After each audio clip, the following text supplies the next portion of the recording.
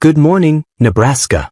This is the Nebraska News Radio Show, coming to you straight from the heart of the Cornhusker State, where we talk plain about the things that hit close to home for farmers tilling the soil, families raising kids in our small towns, and hardworking folks who built this place with sweat and grit.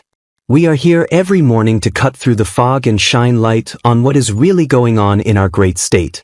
Let us turn our full attention today to the sorry state of Nebraska Huskers football, because this once proud program that put our state on the map has slid into a backwards mess that no true fan can ignore any longer.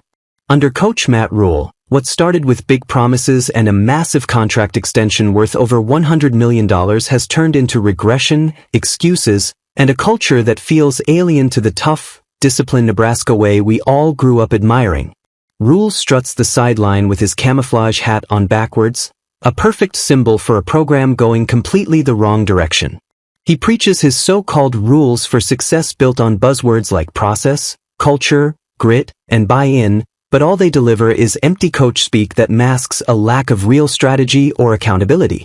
Instead of building on tradition, he replaces the red-white spring scrimmage with gimmicky Husker games full of tractor pulls, wing-eating contests, roping fake cows, and skills challenges where players shank kicks, drop passes, and struggle to bench respectable weight.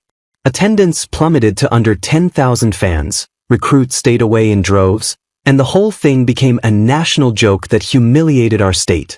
On the field, the backwards approach shows up every week.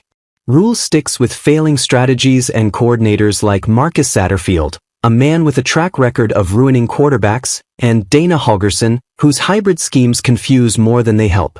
They force mismatched offenses that do not protect the pocket or play to strengths, leading to constant pressure and breakdowns. The offensive line, even after firing Donovan Raiola, remains a sieve, allowing dozens of sacks season after season. Look at the quarterback catastrophe that defines this era.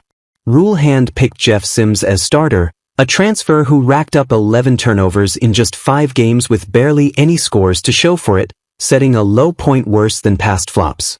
Then came Dylan Raiola, a 5-star generational talent and the top prospect in his class, who committed because of family legacy ties. He delivered back-to-back winning records, bowl trips for the first time in years, nearly 5,000 passing yards, 31 touchdowns, and completion rates topping 70%. Yet the staff squandered him with poor protection that let him take 27 sacks in just 9 games last year, ending with a broken fibula against Southern California.